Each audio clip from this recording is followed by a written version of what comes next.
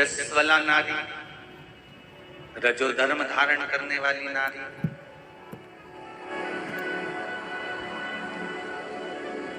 5 दिन, 4 दिन, 3 दिन, 7 दिन बन सके, जितना बन सके, क्योंकि आज के जमाने में बाहर सिटियों में, बाहर शहरों में बहुएं रहती हैं, घर में केवल पति है, पत्नी है, छोटे बच्चे हैं, काम कौन करे।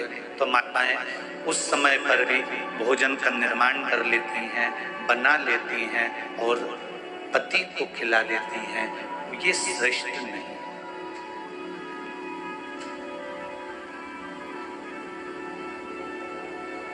रजो धर्म के समय पर,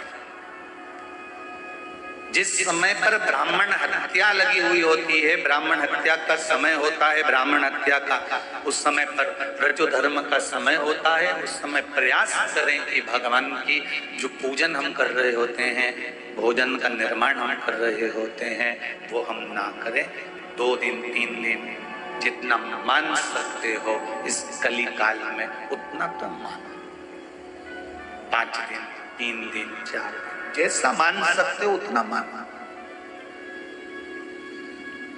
हम कह भी देंगे कि 7 दिन तक तुम पूजन मत करो या 7 दिन भोजन नहीं बनाओ, तो क्या तुम नहीं बनाओगे? हम कहने को कुछ भी कर दें, तो जितना मान सकते हो, ये आपकी रुचि के अनुसार आपको दिल से सोचना है कि हम सही कर रहे हैं। उस समय पर हमें भोजन का निर्माण करना चाहिए क्या? नहीं, ये आपका दिल कहना चाहिए, आपका हृदय कहना चाहिए। अब एक प्रश्न आता है, पशुपतिनाथ का व्रत करने वाली माताएं जब पशुपतिनाथ का व्रत करती हैं तो बीच में रजो धर्म का समय आ जाता है। उस समय पर पशुपति व्रत करना चाहिए कि नहीं करना चाहिए? शिव महापुराण की कथा कहती है, और पहले भी आपको कहा, शंकर जी के मंदिर नहीं जाओगे, दिए नहीं लगाओगे, प्रसाद के 3 हिस्से नहीं करोगे, और उस दिन शंकर के मंदिर में जाकर पूजन नहीं करोगे। हाँ, व्रत रखना पड़ेगा। एक समय भोजन जो आप करते आए हो, ये हो सकता है कि शाम का भोजन तुम सुबह कर सकते हो, पर नियम उसका क्रम न टूटे, इसलिए व्रत रखना जरूरी होता है, उसमें पूजन नहीं। अब एक प्रश्न और खड़ा हो जाता है, शायद कल के उस पृष्ठ पर होगा, ध्यान नहीं आ रहा है, कि रजो धर्म के समय पर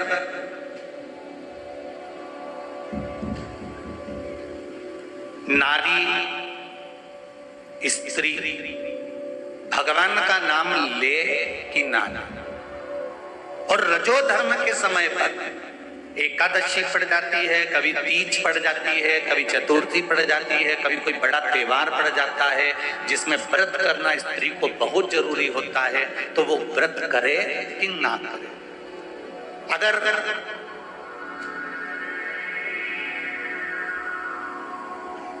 उमा संहिता को देखा जाए तो उमा संहिता को अगर हम पढ़ते हैं तो उसके अंतर्गत आपको अगर वर्णन मिलेगा तो उसमें ये लिखा हुआ है कि नारी का रजो धर्म के समय पर यदि कोई व्रत पड़ता है और व्रत का उपवास करना जरूरी होता है तो नारी उस व्रत को कर सकती है। इसका फल मिलेगा कि नहीं मिलेगा? फल प्राप्त होगा कि नहीं होगा? पूजन नहीं करेगा, मंदिर नहीं जाएगा, पूजन के उस मंडप में नहीं बैठेगा,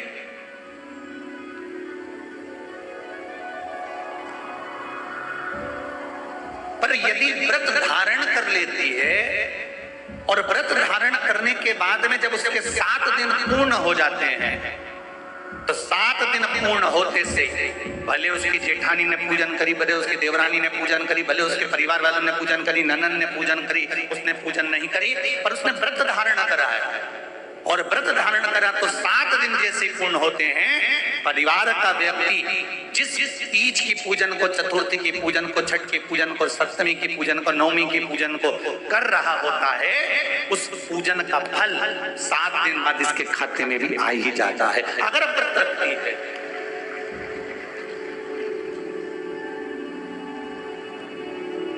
एक हैदराबाद में व्रत होते कि नहीं होते, और एक सहज भाषा में लो, छोटी तीज बड़ी तीज का व्रत क्या करती है माताएं? करती है ना।